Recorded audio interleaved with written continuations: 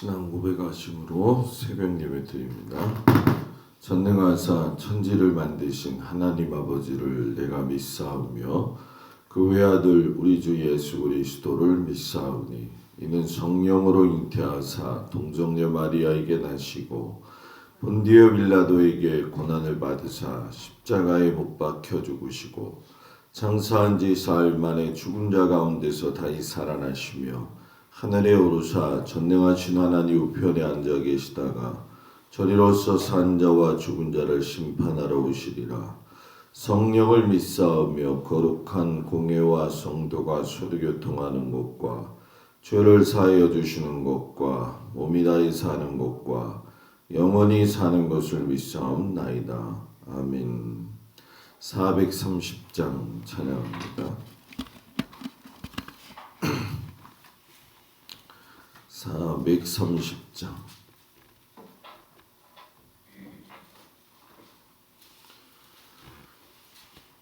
주와 같이 길 가는 것 즐거운 일 아닌가. 우리 주님 걸어가신 발자취를 밟겠네. 한 걸음 한 걸음 주 예수와 함께 날마다 은히 걸어가리. 어린아이 같은 우리 미련하고 약하나 주의 손에 이끌리어 생명길로 가겠네. 한 걸음 한 걸음 주 예수와 함께 날마다 은히 걸어가리. 꽃이 피는 들판이나 험한 골짜기라도 주가 인도하는 대로 주와 같이 가겠네. 한 걸음 한 걸음 주 예수와 함께 날마다 은히 걸어가리. 옛 선지자 에녹같이 우리들도 천국 들려 올라갈 때까지 주와 같이 걷겠네. 한 걸음 한 걸음 주 예수와 함께 날마다 은히 걸어가리. 아멘. 하나님 말씀은 신명기 18장에서 21장까지의 말씀입니다. 우리가 읽은 말씀은 18장 15절에서 22절까지 말씀을 보도록 하겠습니다. 신명기 18장 15절에서 22절까지 말씀, 그 말씀을 교독하겠습니다. 내 하나님 여호와께서 너희 가운데 내 형제 중에서 너를 위하여 나와 같은 선지자 하나를 일으키시리니 너희는 그의 말을 들을지니라. 이것이 곧 내가 청해주기 날에 호레산에서 내 하나님 여호와께 구한 것이라. 곧 내가 말하기를 내가 다시는 내 하나님 여호와의 음성을 듣지 않게 하시고 다시는 이 큰 불을 보지 않게 하소서. 그리하면 내가 죽을까 하나이다. 여호와께서 내게 이르시되 그들의 말이 옳도다. 내가 그들의 형제 중에서 너와 같은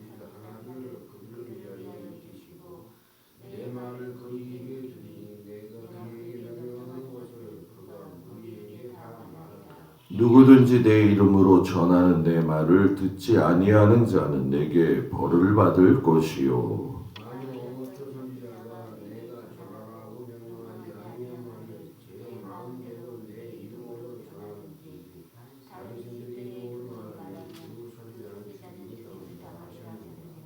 내가 마음속으로 이르기를 그 말이 여호와께서 이르신 말씀인지 우리가 어떻게 알리요 하리라. 만일 선지자가 있어 여호와의 이름으로 말한 일에 증언도 없고 성취함도 없으면 이는 여호와께서 말씀하신 것이 아니요 그 선지자가 제 마음대로 한 말이니 너는 그를 두려워하지 말지니라. 아멘. 거룩한 주일 주님 앞에 한 성도들을 축복합니다. 모세가 설교하는 두 번째의 클라이막스, 이제 내일이 마지막으로 맞추어지죠. 오늘 말씀에 보게 되면은 하나님이 아주 세밀하게 여러 가지 말씀들을 이야기하시죠. 그 중에 이제 선지자에 대한 이야기가 나오게 됩니다. 그 세상의 모든 직업은 인간의 사회 속에서 특별히 시장에서 시작이 되어지죠. 근데 오직 유일하게 시장도 아니고 또 시끄러운 그 삶의 현장에서가 아닌 하늘의 하나님으로부터 시작된 직업이 있어요. 그것이 뭐냐면 바로 선지자라는 거죠. 선지자는 하나님의 말씀을 대언하는 자 또는 하나님의 대변인 그리고 이스라엘 백성들 사이에 중보자가 되어지는 그런 역할을 하지요. 신명기 18장 18절 말씀 보니까 선지자 그 말을 하나님 말을 그 입에 두었다라고 이야기를 해요. 그러니까 선지자의 역할이 하나님의 말씀을 그의 입에 두어 백성들 사이에 전하는 아주 중요한 역할을 했다는 것이죠. 아비멜렉에게도 하나님이 아브라함을 소개할 적에 선지자다 이렇게 얘기를 하셔요. 그러니까 폭넓게 보게 되어지면은 이 선지자라고 하는 것은 하나님께 계시를 받은 자 이렇게 이야기하면 되겠지요. 그래서 아모스 3장 7절에 보게 되면 여호와 하나님께서는 자기의 비밀을 그종 선지자들에게 보이지 아니하시고는 결코 행함이 없으시리라 이렇게 말씀을 하셨어요. 아브라함 후손들 그리고 제사장 나라의 자녀들과 언약을 맺으시고 나서 오늘 하나님의 말씀을 대언하는 선지자들을 내가 계속 보낼 것이다 라고 선언을 하신 거죠. 제사장 나라의 선지자로서 제일 먼저 출발한 사람은 여러분 모세가 되어지죠. 그리고 그 제사장 나라의 마지막 선지자는 누구로 마무리되어지느냐 하면 세례 요한으로 마무리가 되어지죠. 그래서 하나님께서 모세를 일으켜 세우셨을 때에 신명기 34장 10절에 가면 이런 말을 하시죠. 그 후에 이스라엘에 모세와 같은 선지자가 일어나지 못하였나니 모세는 여호와께서 대면하여 아시던 자다. 그리고 제사장 나라의 마지막 선지자였던 세례 요한에 관해서는 누가 말씀하셨냐면 예수님이 직접 말씀하셨어요. 그래서 마태복음 11장에 가게 되면 너희가 나간 것이 선지자를 보러 가기 위함이었더냐 내가 선지자보다 더 나은 자니라 하면서 모든 선지자와 율법이 예언한 것은 요한까지다 이렇게 이야기를 하셔요. 그러니까 제사장 나라의 구약 전체의 시작은 선지자가 모세가 되는 것이고 마지막 장식은 세례 요한이 되어지는 거죠. 이들은 하나님 앞에 대언자로서 중보자의 역할을 잘 감당을 했죠. 그리고 무엇보다도 이 선지자가 중요했던 것은 중보자 역할도 중요했지만 하나님의 음성을 듣고 전하는 걸 직접 들으면 두려워할 수도 있었기 때문에 그렇게 두셨다는 거죠. 모세가 시내산에서 하나님이 임재하셨을 적에 하나님의 음성이 하도 크게 들리니까 하나님이 그 모습을 보고 백성들이 무서워 떨고 있을 때에 그 부분에 대한 이야기를 우리가 죽을까 하노라라고 하니까 하나님이 그러면 내 모세에게 선지자로 세우겠다라고 이야기를 하셨죠. 그리고 나서 이제 하나님이 만나 세대들에게 선지자에 대해서 가르쳐 주시면서 선지자가 다 옳지는 않다. 거짓 선지자도 있다라고 이런 경고의 말씀을 하죠. 그래서 이 하나님의 경고대로 예레미야 선지자가 하나님의 말씀을 전할 때에 거짓 선지자였던 하나냐가 나타나 가지고 이스라엘 백성들을 미혹했던 사건도 있지요. 그때 이제 보게 되면은 하나냐를 향해서 이 예레미야가 이야기를 하죠. 여호와께서 너를 보내지 아니하셨거늘 내가 이 백성에게 거짓을 믿게 하는도다. 그러니까 정확히 하나님이 이 부분에 대한 걸 언급하시고 또 보시고 또 말씀까지 마무리하시는 걸 우리가 보죠. 그러면서 예수님은 율법과 선지자를 완전하게 하려고 내가 왔다. 이렇게 말씀을 하셔요. 마태복음 5장 17절에 보면 내가 율법이나 선지자를 폐하러 온 줄로 생각하지 말아라. 내가 완전하게 하려 왔다. 이렇게 말씀을 하셔요. 그러니까 예수님 당시의 사람들은 예수님이 선지자라고 생각을 했던 거죠.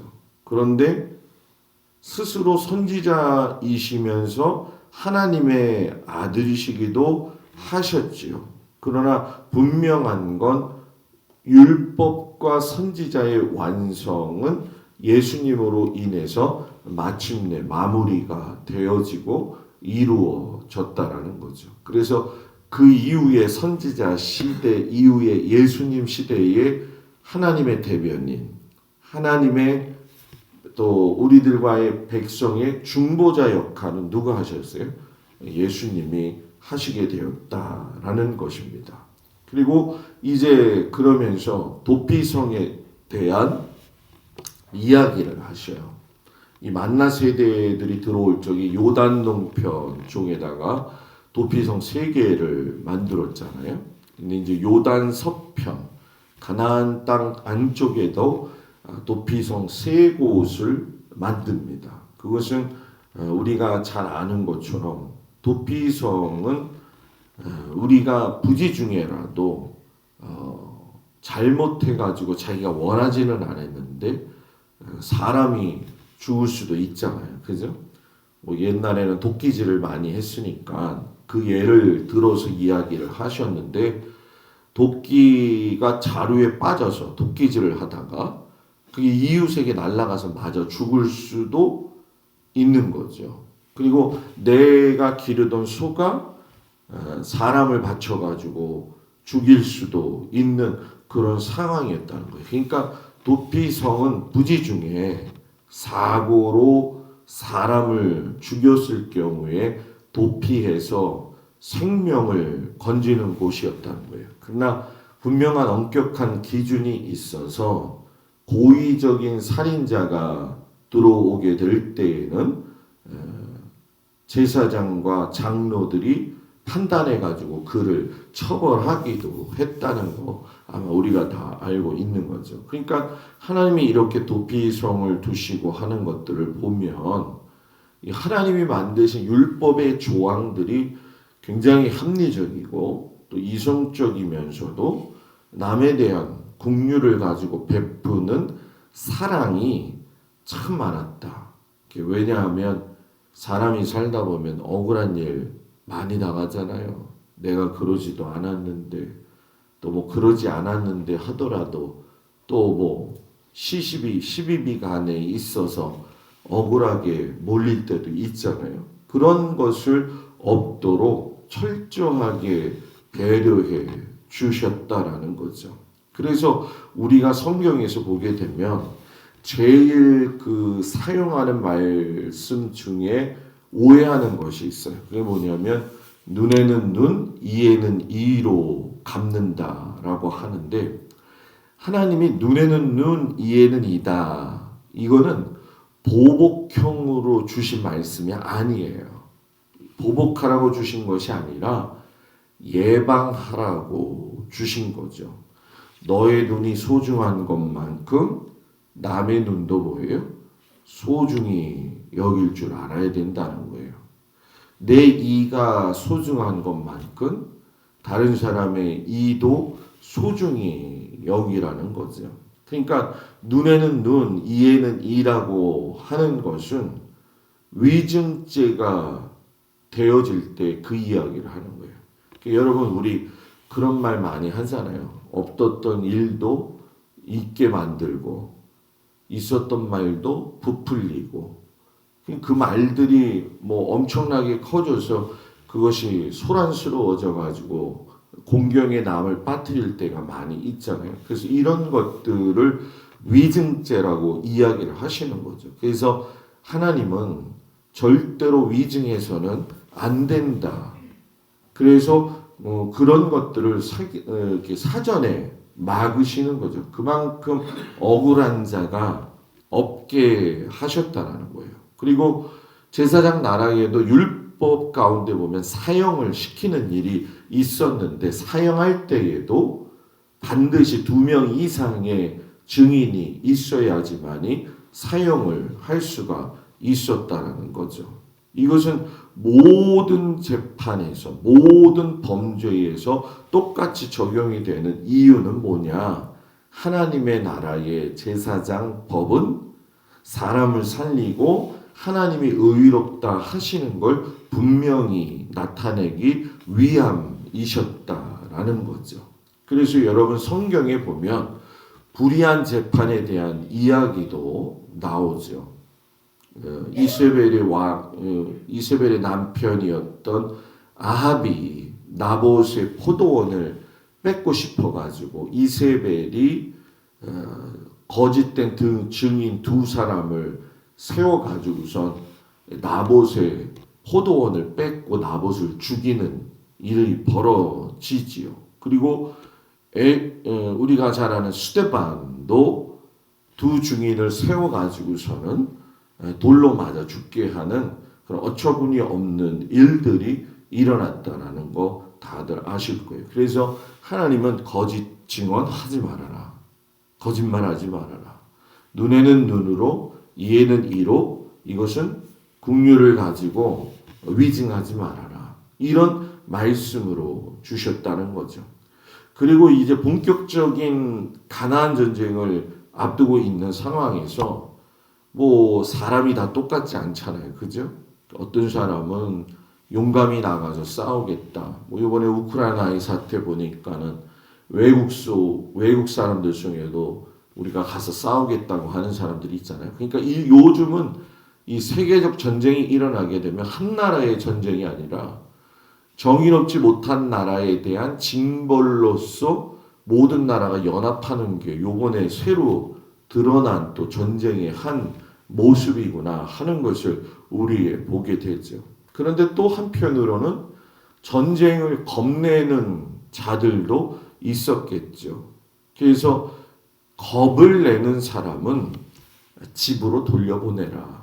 그렇게 이야기를 하셔요. 그래서 우리가 기드온과 300용사 이야기 보면은 물을 떠먹는 그 모습을 보면서도 이렇게 분류를 하신 거 아마 기억을 하실 거예요. 그런데 이 이야기가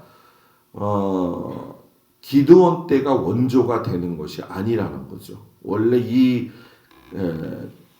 겁을 내는 사람을 집으로 돌려보내는 것은 가나안 만나 세대부터가 원조였다라는 거예요. 그래서 전쟁에 임하는 군인이 가져야 될 태도를 이야기하시는데 그건 뭐냐면 하나님이 함께 하시는 걸 믿고 겁내지 말아라. 우리가 인생을 살아갈 때도 마찬가지 아니에요. 하나님이 나와 함께 하신다. 이런 믿음이 있어야 되는 거죠. 이것이 세상을 이길 수 있다라고 하는 거예요. 그래서 이 하나님께서 모든 인생길에서 이스라엘 백성들이 출애굽하는 과정도 그렇고 가나안 땅 전쟁도 보게 되면 군인들이 임하는 정신 자세 중에 하나의 가장 최고 중요한 것은 뭐냐 하면 하나님이 나하고 함께 하신다라는 거예요. 그래서 더 여기서 중요한 건 이스라엘 군인들도 용감했지만 전쟁의 선봉에 서는 사람이 누구였느냐 하면은 여러분 제사장들이었다는 거예요. 그런데 놀라운 것은 군인들은 칼과 창과 방패로 무장을 했는데 이 제사장들은 어떤 무기도 손에 들지 않아요. 그리고 그냥 전쟁에 나갑니다. 그래서 미디안의 전쟁에서도 제사장이 먼저 앞서게 되는데 하나님이 그때의 상황을 말씀하시기를 뭐라고 이야기하냐면 성소의 기구와 시노 나팔을 들려서 그들과 함께 전쟁에 보내라. 나팔 가지고 나갔어요. 나팔. 여러분들은 별로 이게 안 닿죠. 나팔 하나, 성소 물건 하나.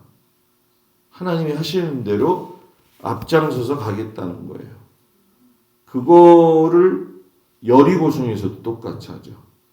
제사장들이 양강나팔 불고 성막의 언약궤를 들고 하루에 한 바퀴씩 마지막 7일에 2바퀴를 돌죠. 그래가지고서 무너뜨리잖아요. 근데 참 하나님이 감사한 것이 뭐냐면 율법의 규례 가운데 전쟁에서 면제해 줘야 될 사람들을 정하셨어요. 그것이 뭐냐면 새 집을 지었는데 낙성식을 행하지 못한 사람, 포도원을 만들었는데 포도를 한 번도 먹어보지 못한 사람, 약혼했는데 결혼은 하지 못한 사람, 두려워서 마음이 떠는 사람, 결혼을 하고 1년이 지나지 않은 사람, 다른 임무를 맡은 레위 지파들은 참석하지 말아라. 그러니까 전쟁은 완전히 하나님 손에 달려 있다라는 거죠. 그리고 나서 이제 모세가 마지막으로 하나님을 향한 그 세심한 눈에 대한 부분을 이제 삶의 디테일한 부분을 이야기를 하죠. 우리가 잘 아는 것처럼 예수님이 그런 말씀하셨잖아요. 공중의 새 또 창고에 모아들이지도 않는데도 불구하고 그것들을 기르시지 않느냐. 내일 던져지는 아궁이의 들불이라도 하나님께서 입히시거든. 하물며 너희일까 보냐. 믿음이 적은 자들아. 하나님은 우리의 삶의 작은 부분들까지 세심하게 살핀다는 거예요. 그래서 여러분 이런 경우가 있잖아요. 그 우리가 부정한 자를 만질 적의 문제인데 이거 나중에도 이제 솔로몬 성전이 되었던 그때에 이제 뭐 제사드리러 오다 충분히 있을 수 있는 일이죠. 어떤 사람이 길에 가다가 죽었어요. 죽은 사람은 부정하잖아요. 근데 저 사람이 누구인지를 알면은 장사를 지내줄 수 있잖아요. 그런데 누구인지 모르면은 함부로 손을 댈 수가 없어요. 그렇다고 해서 그냥 넘길 수도 없는 거죠. 그러니까 그 죽은 사람을 가까운 성읍의 장로들과 재판장에게 담당을 시켜주고 부정한 걸 보았으니 멍에 매지 아닌 암송아지를 갖다가 잡아가지고 거기 위에서 피를 흘리고 또 물이 흐르는 곳에서 그 암송아지의 목을 꺾어요. 그리고 그걸 이 제사장들이 참관을 하죠. 그리고 장로들은 목을 꺾은 암송아지 위에 손을 씻고 이때 그 본 사람들은 우리는 이것을 보지 않았습니다라고 이야기하면서 자기들의 부정한 것을 정하게 이야기하고 또 무제한 피가 이스라엘 백성에 흐르지 않도록 기도하는 거죠. 얼마나 정말 세심하냐는 거예요. 그리고 예를 들어서 이런 것도 하나 이야기하셨어요. 두 아내를 두었는데 그 가정에서 사랑받는 아내가 있고 사랑받지 못하는 아내가 있을 거 아니에요. 그죠? 근데 둘 다 아들을 낳았단 말이에요. 그러면은 장자를 누구 시키겠어요? 사랑하는 여자의 아내를 장자로 삼겠잖아요. 그렇게 하지 말라는 거예요. 사랑하지 못한 여자의 아내를 장자로 삼아라. 그리고 사랑하는 아들을 그 뒤로 위에다 물려서 해라. 이렇게 얘기를 해요. 그러니까 하나님은 이 세상에 사는 모든 사람들이 서로를 배려하고 품위 있게 살라는 거죠. 그 품위 있게 살라는 게 뭐냐? 사랑하고 살고 이해하고 살고 베푸고 살라는 거예요. 사람이 살면서 싸우고 원망하고 오해하는 것이 얼마나 시간 낭비인 줄 아십니까, 여러분? 사람들은 천년만년 살 것 같아서 왼수처럼 생각하고 서운한 걸 풀지 않고 그렇게 살잖아요. 그거 허망한 일이라는 거죠. 왜? 한 치 앞도 내다보지 못하는 인간들이 그렇게 하나님은 살기를 원하지 아니하신다는 거예요. 저와 여러분도 그렇게 살았으면 좋겠고 여러분과 여러분들도 그렇게 살았으면 좋겠고 여러분들이 집에서 아버지로 어머니로 또 자식으로서 그렇게 산다고 한다면 인생 참 아름답지 않겠냐는 거예요. 내 자식들을 사랑해주고 성도들을 사랑하고 베풀 줄 알고 성도가 어려움 당할 적에 그것을 뒷말하는 것이 아니라 내 아픔으로 알 줄 알아야 되고 목사도 물론 마찬가지겠죠. 성도들의 그런 마음을 또 성도들도 목사의 어려움이나 이런 것들을 서로 알고 기도하고 그런 것이 하나님의 교회가 참된 교회로 세워지는 증거가 되어지는 거죠. 이거 뭐 맨날 만나면 앞에서는 안 그런 척하면서 뒤에서는 지지고 볶고 싸우고 있고 미워하고 얼마나 안타까워요. 그죠? 안타까워요. 너무너무 안타까운 거죠. 그래서 요즘 그 부모들이 자식들한테 돈을 안 준대잖아요. 그죠? 무유산을 죽을 때까지. 왜냐하면 돈을 다 물려주면 자식들이 쳐다보질 않는데. 그래가지고 나중에 끝까지 붙들고 있는다고 뭐 이런 얘기까지 나오잖아요. 부모는 내게 소중한 분이니까 유산을 물려주든 안 물려주든 내가 최선을 다해서 사랑해야 되는 거 아니겠어요? 내 자식도 마찬가지 아니겠어요? 그죠? 나는 우리 권사님들 한 얘기가 거짓말이 아니구나 이걸 어제 느꼈어요. 왜냐하면 목사님 애들 결혼시키고 나면은 더 일이 많아질 거예요. 어제가 사위 생일이야. 주여. 그래가지고 다 끝난 줄 알았는데 지지난주에 큰애 생일이라서 용돈 줬거든요. 이것도 안 줄 수가 없잖아요. 그래가지고 어제 또 보내주면서 또 전화를 해줘야 되잖아요. 그죠? 딸만 있을 때 그냥 그걸로 끝냈는데 이게 아니네. 그러면서 생각하기에 이제 자녀 축복주일에도 한 명이 더 늘어나는 거네 이제 이렇게 돼버린 거예요. 어제 그걸 알았어요. 어제. 그래서 어른들이 말할 때 또 맞는 것도 있구나 그런 생각이 들더라고요. 저는 여러분들한테 축복하고 싶은데 여러분 서로 참으로 복되고 행복한 인생을 사십시오. 하나님과 하나님의 마음이 눈길이 머무는 곳에는 사랑이 언제나 있다라고 하는 거 꼭 기억하시고 그 세심한 아버지 하나님의 사랑을 늘 마음속에 두고 살아가는 귀한 성도들 되어지기를 주의 이름으로 축복합니다. 기도합니다. 아버지 하나님 거룩한 주일입니다. 요즘 세상을 둘러보면 우크라이나의 전쟁, 그리고 우리나라의 대선, 또 강원도에는 엄청난 산불, 이것저것 둘러보아도 즐겁고 기쁜 소식이 없습니다. 하나님, 이것을 볼 때에 주님이 오고 계시는구나 하는 것을 깨달을 수 있는 믿음의 눈을 허락하여 주시옵소서. 그냥 어떻게 우연찮게 세상에서 일어나는 일은 아무것도 없습니다. 하나님이 보시고 계시고 하나님이 함께 계시고 하나님이 지켜보시는 그 은혜 안에서 하나님의 마음이 머무는 곳, 하나님의 눈길이 머무는 곳이 내가 머무는 곳이 되어질 수 있도록 허락하여 주시옵소서. 세심하게 백성을 사랑하셨던 그 아버지 하나님이 우리를 사랑하시고 우리에게 그 사랑을 가지고 살라고 하시니 그 사랑 가지고 살아갈 수 있도록 하나님 도와 주시옵소서. 자녀들을 사랑하게 하시고 성도들을 사랑하게 하시고 또 목사를 사랑하게 하시고 백성의 민족들을 사랑하게 하시고 나라를 사랑하게 하시고 세계를 사랑하게 하셔서 우리의 기도가 헛되지 않은 기도가 되게 하여 주옵소서.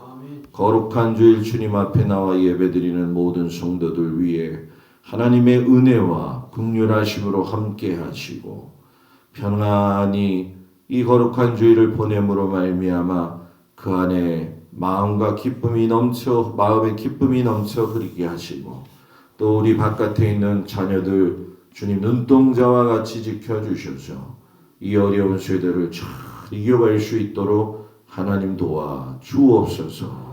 예수님의 이름으로 기도드렸습니다. 아멘. 하늘에 계신 우리 아버지여 이름이 거룩히 여김을 받으시오며 나라의 마음이며 뜻이 하늘에서 이루어진 것 같이 땅에서도 이루어지이다.